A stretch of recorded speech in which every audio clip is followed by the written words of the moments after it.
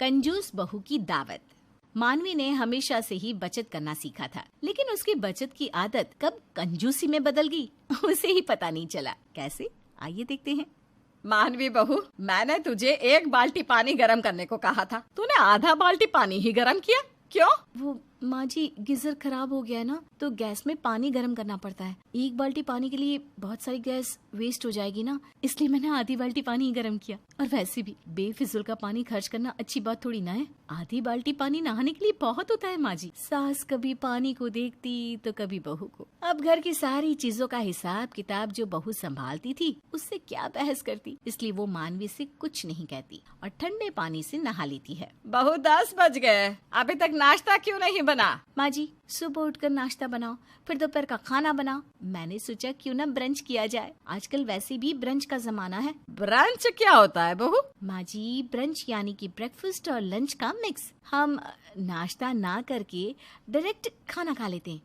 वो 2 बार खाने से अच्छा है ना, एक ही बार में काम हो जाएगा। अरे वो तो ठीक है, लेकिन नाश्ते का क्या? ओहो, आप समझी नहीं माँ जी, नाश्ता दे तो रही हूँ ना आपको। ब्रंच ब्रंच, लंच और ब्रेकफास्ट का मिक्स। अब सास समझती है कि उसकी बहू ने बचत करने की नई तरकीब ढूंढी है। कर ले बहू, बचत कर ले, मैं भी देखती हूँ कब तक करेगी ऐसा। फिर एक दिन, भाभी मुझे ना ब्लू कलर का एक ब्लाउज सिलवाना था, कॉलेज में फैशन शो है ना, इसलिए। फैशन शो के लिए तो फैशनेबल ब्लाउज लगेगा और उसके लिए तो दर्जी डबल पैसे मांगेगा। नीमा, मैं क्या बोल रही हूँ कि तुम्हारे भैया की ना एक शर्ट रखी है और वो किसी काम की भी नहीं है, तो मैं उसी को कट करके डिजाइन कर देती हूँ। फैशन शो में वैसे भी डिजाइनर कपड़े ही चलते हैं, है ना? भाभी कितना अजीब हो जाएगा वो। देखो मुझे सिलाई आती है, डोंट वरी, मैं बना दूंगी एकदम मस्त डिजाइनर ब्लाउज। हाँ। नीमा को अपनी भाभी पर बहुत गुस्सा आता है, लेकिन भाभी बड़ी थी तो बोलती भी क्या। वहीं मानवी चिन्मय की शर्ट को कट करके नीमा को पकड़ा देती है और जब नीमा शर्ट से बना ब्लाउज पहनकर अपने कॉलेज जाती है तो सभी उसका बहुत मजाक बनाते हैं। भाभी, आज आपकी वजह से कॉलेज में सभी ने मेरा बहुत मजाक बनाया। कुछ भी, इतना अच्छा ब्लाउज तो बना कर दिया था मैंने। वैसे भी बंदर क्या जाने अदरक का स्वाद, किसी को फैशन सेंस की नॉलेज ही नहीं होगी। अरे बेटी छोड़, अब जो हो गया सो हो गया, अब रोना बंद कर। माँ की समझाने पर नीमा शांत हो जाती है, लेकिन वो अपनी भाभी से बहुत गुस्सा थी। अब तो मानवी की कंजूसी की हद ही हो गई कि अगर घर में कुछ खत्म हो जाता तो वो कुछ दिनों तक तो बाजार से वो सामान लेकर ही नहीं आती और पड़ोसन से मांग कर काम चला लेती। मानवी, अरे ओ मानवी, घर में मेहमान आ गए, दूध खत्म हो गया है, दूध मिलेगा क्या थोड़ा सा? दूध? अच्छा रुको, देती हूँ। इसके यहाँ से ही सामान मांग कर लाती हूँ, नहीं दिया तो भी बुराई। एक काम करती हूँ, दे ही देती हूँ। फिर मानवी एक कप में थोड़ा सा दूध लेकर आती है। ये लो विमला, थोड़ा सा दूध। थोड़ा सा? अरे तुमने तो कहा था। विमला मानवी की चालाकी समझ जाती है और शर्मिंदा होकर वहाँ से चली जाती है। रोज मेरे यहाँ मांगने आ जाती है और जब इसकी बारी आई देने की तो कंजूसी शुरू। ऐसे ही दिन बीतते हैं, लेकिन मानवी की कंजूसी में कोई सुधार नहीं होता। फिर एक दिन, बहू मेरे मायके वाले आ रहे हैं शाम को। लोग आएंगे मतलब खर्चा? Oh no.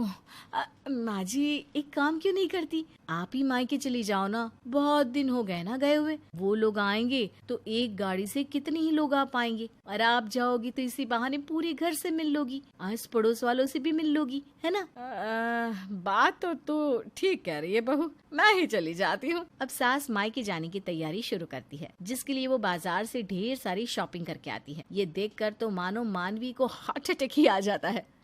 माँ जी ये आपने क्या किया? अरे शॉपिंग बहू, इतने सालों बाद मायके जा रही हूँ, खाली हाथ जाऊंगी तो अच्छा नहीं लगेगा ना। वहाँ मेरे छोटे छोटे भतीजा भतीजी हैं, अभी घर में नई बहू भी आई है, फिर माँ है, भाभी है, तो सबके लिए बस कुछ गिफ्ट्स लेकर आई हूँ।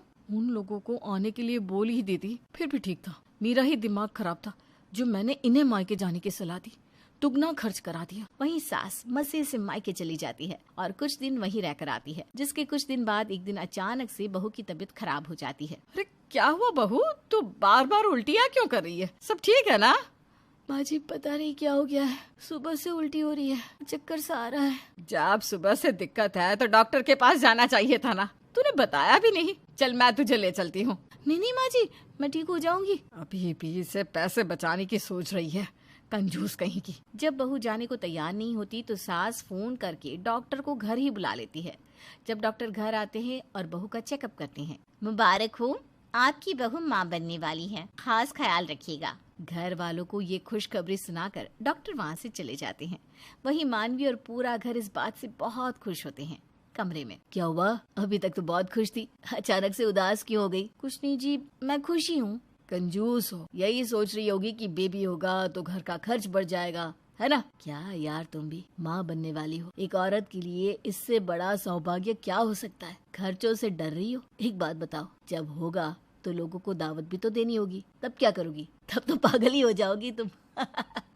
ये तो मैंने सोचा ही नहीं था, कितना ज्यादा खर्च हो जाएगा तब तो। चिन्मय ने तो मानवी से बस मजाक किया था, लेकिन मानवी इस चिंता में पड़ जाती है कि अब बेबी होने के बाद लोगों को बड़ी दावत देनी होगी, तब तो लाखों खर्च हो जाएंगे। ऐसे ही दिन बीतते हैं। घर में सभी बहू का खूब ख्याल रखते हैं। 9 महीने कब बीत जाते हैं पता भी नहीं चलता और बहू की डिलीवरी का समय भी आ जाता है और मानवी एक प्यारी सी बेटी को जन्म देती है। मेरी लाडो कितनी प्यारी है ये। हाँ माँ, गुलाब जैसी गुलाबी और मुलायम है। बच्चे ऐसे ही होते हैं, क्यूट से। हाँ भाभी, जब हमारी लाडो इतनी प्यारी है तो प्यारी प्यारी लाडो की खुशी में नेक भी तो बनता है। बुआ हूँ मैं बच्ची की। नेक? हाँ नेक, ऐसा वैसा नेक नहीं, महंगा वाला नेक चाहिए। सोने का हार लूंगी मैं। सोने का हार यानी लाखों का खर्चा? देखो, मैं तो अभी यही हॉस्पिटल में हूँ, एक काम करो, ये नेक ही रख लो। ऐसा बोलकर मानवी अपने हाथ से एक अंगूठी उतार कर नीमा को दे देती है। अंगूठी? अरे डायमंड की है। चलो, मेरी कंजूस भाभी ने इतने प्यार से डायमंड की अंगूठी दी है, यही बात है। ऐसे ही कुछ दिन बीतते हैं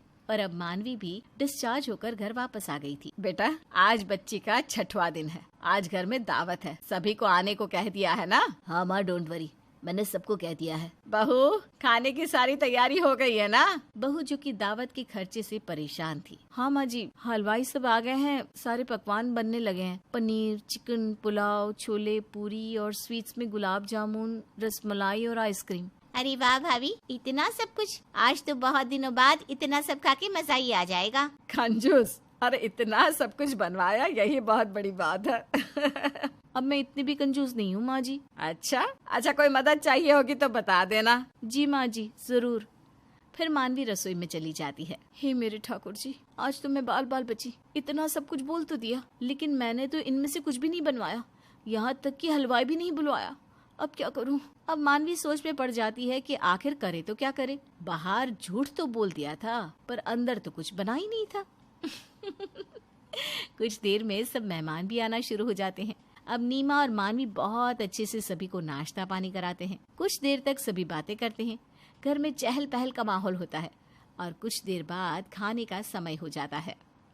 बहू, खाना लगा ले, समय हो रहा है। जी माँ जी। मानवी किचन में चली जाती है, पर बहुत देर हो जाती, वो बाहर ही नहीं आती। अरे बहू, क्या हुआ? खाना क्यों नहीं लगा अब तक? माँ जी, बावर्ची चिकन और पनीर खुला छोड़ गया था, जिस कारण दोनों में छिपकली गिर गई थी। ये सुनकर सबका मन खराब हो जाता है। अच्छा, एक काम कर, छोले, पुलाव और पूरी बची होगी ना, वही लेकर आ। ठीक है माँ जी। अब मानवी दोबारा किचन में जाती है कि तभी जोर से बर्तन खड़खड़ाने की आवाज आती है। अरे बहू, ये रसोई में क्या हो रहा है? इतने सारे बर्तन कैसे गिर रहे हैं? माँ जी, मैं वो खाना लगाने जा रही थी कि बिल्ली आके कूद गई और रसोई में सब कुछ गिराकर भाग गई। सत्यानाश हो! अब क्या होगा? आज तो इज्जत की धज्जियां उड़ जाएगी। माँ जी, एक काम करती हूँ, दाल चावल ही बनाकर परोस देती हूँ। बाकी पकवान तो भी पॉसिबल नहीं है ना? हाँ, ठीक है, और कर भी क्या सकते हैं, लेकिन जल्दी करना। जिसके बाद मानवी किचन में जाके कुछ देर इंतजार करने लगती है। मैंने तो पहले से ही दाल चावल बना कर रखे हैं। एक काम करती हूँ, मैं फ्रेश होके आती हूँ, फिर खाना लगाती हूँ। मानवी फ्रेश होके आती है और जैसे ही खाना लगाने जाती है, उसके हाथ से दाल का पतीला छूटकर जमीन पर गिर जाता है। अरे अब क्या गिरा दिया इस लड़की ने? इस बार सास रसोई में आ जाती है और देखती है कि पूरी दाल जमीन पर गिरी होती है। नीलाम करवाती इज्जत आज तूने। माँ जी, मैंने जानबूझकर नहीं किया, गलती से हो गया, माफ कर दो। अरे माफ करने से सब ठीक थोड़े ना हो जाएगा। तभी चिन्मय वहाँ जाता है। आप टेंशन ना लो, मैंने सबके लिए ऑनलाइन फूड ऑर्डर कर दिया था। नीमा और बुआ मिलकर सबको खाना खिला रही है। हे राधा रानी, आज तो आपने इज्जत बचा ली। मानवी, जो जैसा करता है वैसा ही भुगता है। मुझे पता है तुमने कोई पकवान नहीं बनवाए थे। अरे इतनी भी क्या कंजूसी, देखो इसीलिए लास्ट में सच में खाना गिर गया। माफ कर दीजिए, अब से मैं कभी कंजूसी नहीं करूंगी, पक्का कभी भी नहीं।